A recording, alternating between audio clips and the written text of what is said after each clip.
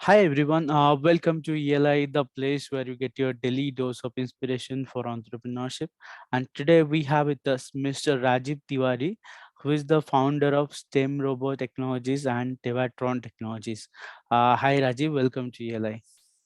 Yeah, thanks a lot. Thanks for the invitation and thanks for making me a part of this session. It's really great. I would request you to introduce yourself to our audience, please. Yeah. So my name is Rajiv and I'm the director and founder of STEMROBO Technologies Private Limited and Tabatron Technologies Private Limited. So having been in this entrepreneurship journey for almost now 8 to 10 years, and there is a good amount of work that we have done across all these two ventures, STEMROBO as well as Tabatron. Tell us a little bit about STEMROBO, what it is about, and what are the products and services that we are offering.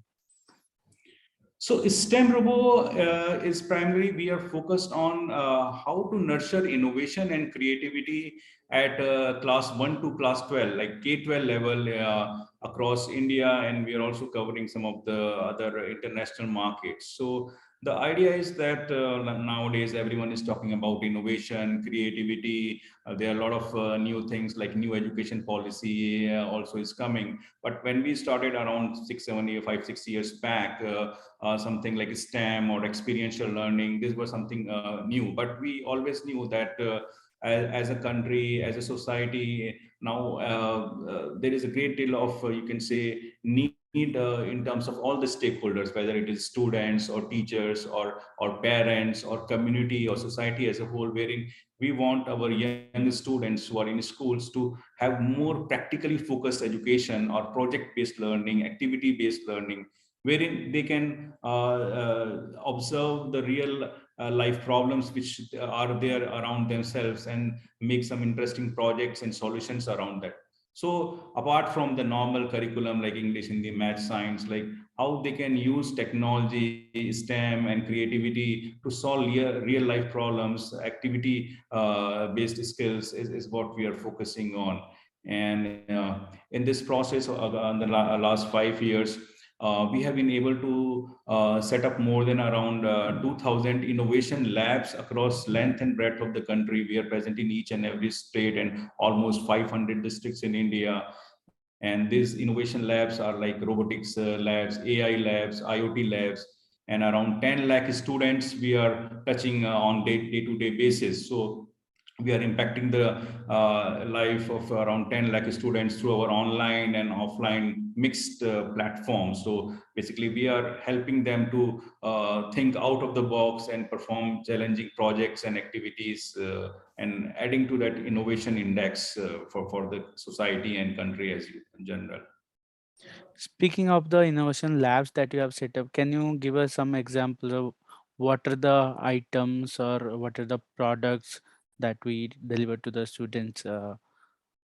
Yeah. So basically, the innovation labs, they are more of you can say sort of robotics or AI sort of lab, wherein there are a lot of interesting DIY kits around controllers, sensors, and through these labs, the students can perform real life experiments. For example, like if they have some problem related to agriculture, or it's a school in rural area, they want to build some sort of automation irrigation project or something like that. So all those ingredients are ready, and they can just go to the field, just start collecting, say, soil sensors, those data, and analyze it. Or for example, something like smart city, if they have some idea, some thoughts, then they can use those sensors and controllers and products to build those solutions. So it's a mix of hardware, then there is a software platform, then there is artificial intelligence based things. Like a lot of students have performed interesting projects on, like during COVID time, that automatic mask detection. So the mask can be detected by writing a software program or coding. So all these things are being a part of our that innovation labs and this platform that we are setting up in schools, and providing access to the students. Okay. Uh, can you tell us how it all started? When was the first day of entrepreneurship for you, and what did you do in the initial few days to build this venture? So yeah, it all started like basically both I and my colleague and co-founder Mr. Anurag, we come from semiconductor and embedded background. So earlier we were associated with a lot of semiconductor companies who were doing product development around chip and embedded systems. So during the initial part of our career, and I did my engineering from NIT Jamshedpur and later on MBA from Excel. Anurag did his MTech from embedded systems. So we both were from technology domain, but in our previous organization around 10 years back when we were working in the same company, there was some thought and idea that can we do something innovative out of the box and build end-to-end products, especially catered around innovation and this for say K-12 class 1 to class 12 segment. Some very interesting products can we develop which can really help the students innovate. So this is how the idea came, that how we can impact at the grassroots level in terms of the innovation by building innovative products, software, platform. And this is how the concept came. And then we quit our job and we started this company, STEMROBO and Tabatron. So during the initial, you can say the first few days or first few months, like the idea was how to build the product, because it was a total different jump. Like once you are in job, the things are different. When you start as an entrepreneur, the things are different. So we started working on the product market fit in that sense, the target segment, and then coming up with the initial launches. So it was a very I can say adaptive journey in that sense, like because many times on the day one the things could be different than day 100 or day 200 or day 1000. So because this is what we have seen in the journey, is that we have to be adaptive, and we need to be iterative, right? We cannot just go with one set of mind which was there right at the beginning of starting the entrepreneurship journey, that okay, we will stick to it for the next 5 years. No, because sometimes when you go to the field and then you get the customer response, then you need to iterate your product, your offerings based on that. So this is what we have learned across these years.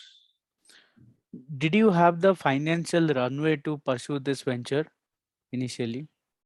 Yeah. So when we started, like we had our like some sort of savings and some pool money that we had saved, and it was sufficient to at least get us rolling for the initial 6 months or to 1 year.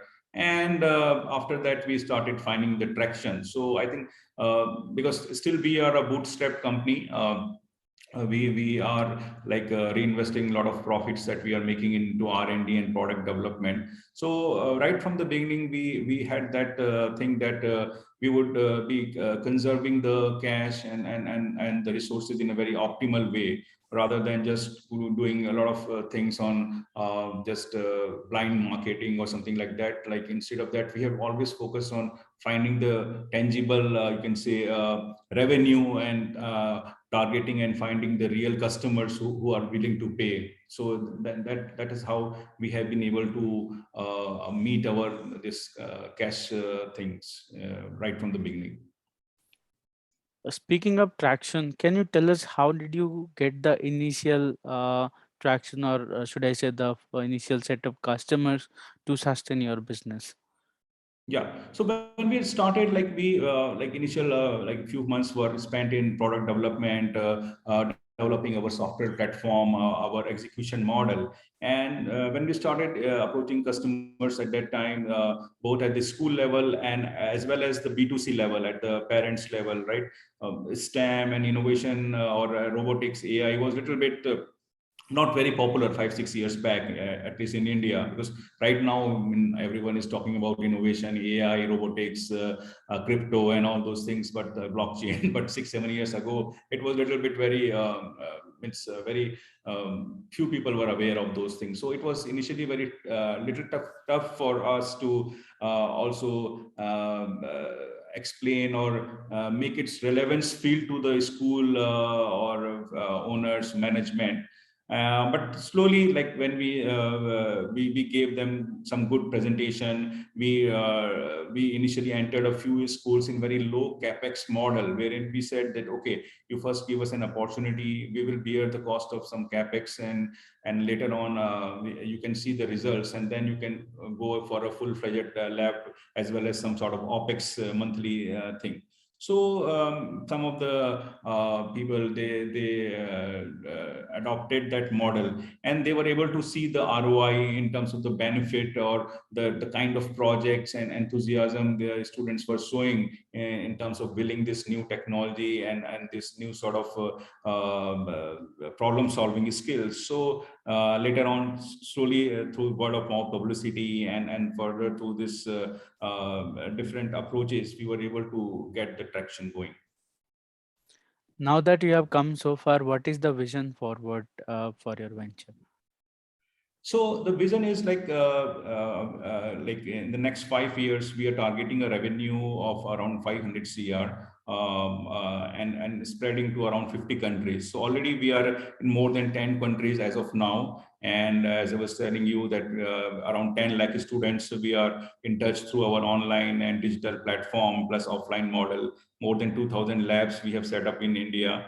Already in other countries, we are in the process of establishing innovation and AI robotics lab, and also targeting. So our model is very, you can say, unique, as well as very integrated model. There are a lot of schools to which we are associated, and through schools we are associated with the students. So then in that B2B and B2C mode, we are also targeting that B2B2C. So there's a lot of students.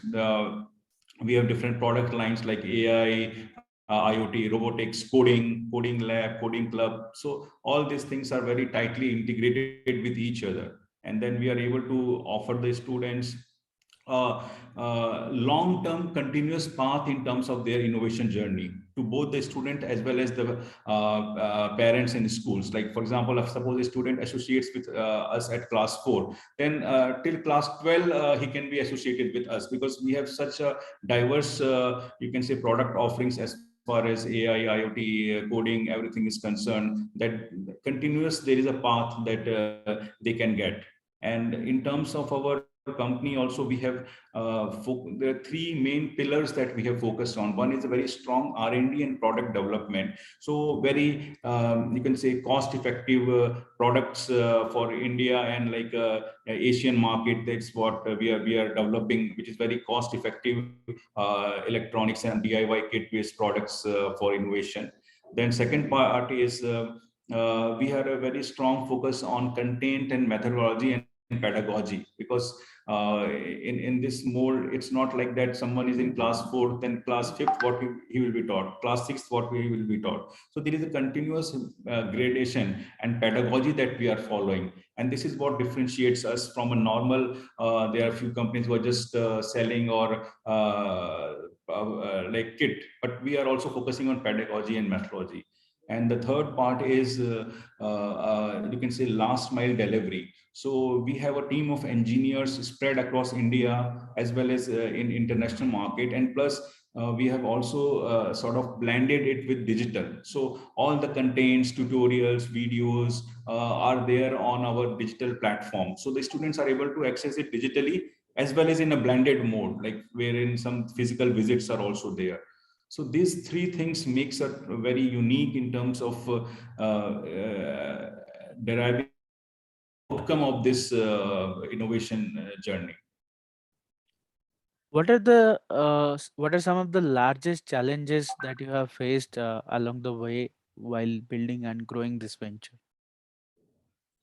So I think challenges what we face are typical of any entrepreneur as such, because when we start entrepreneurship journey, one is that if you are bootstrapped and other things are there, then definitely finding the willing customers, like if you, because many times if you are heavily funded, then you can keep on discounting, but if you are bootstrapped, then you have to find the real customers who are willing to pay, right?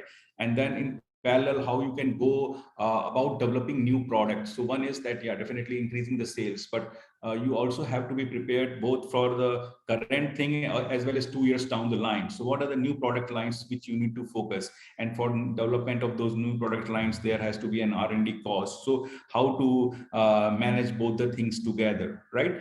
And in terms of that, I think for any typical business or entrepreneurship journey, it's very important that how you are able to anticipate that how the market is going to perform 2 years down the line. What are the product lines that will find a click with the customers, right? And then also like at B2B level, what needs to be done, B2C level, what needs to be done.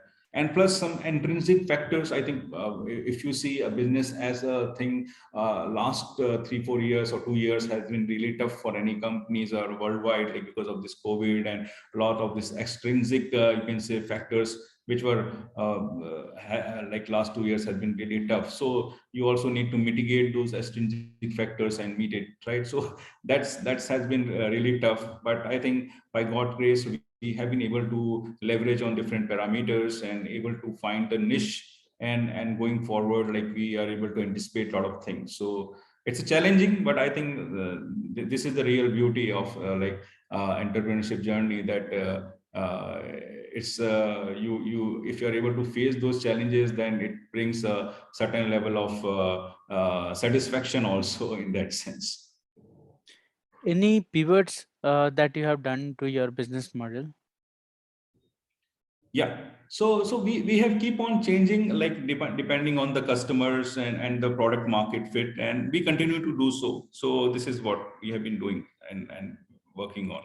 So it's a continuous process. That's what we feel. Okay.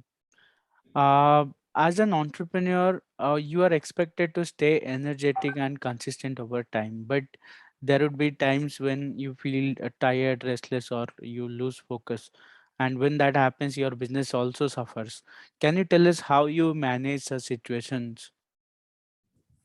Yeah, so means as a human being, like, see, definitely there are ups and downs, and but what we have seen and what we have tried to do is probably try to minimize or like limit our personal likes, dislikes on the business. So we have sort of tried to keep the two things separate. And one thing is that right from the beginning, we wanted to build a culture wherein the employees are just not an employee, but they are sort of yeah, co-creators, or like they are part of a organization success journey. So they are more of a equity holder or shareholder in that sense, right? So we have tried to always build a team which is very much aligned with that vision of the company, and collectively they are working in that direction. So the advantage of that is even if say sometimes one of the founders or some of the people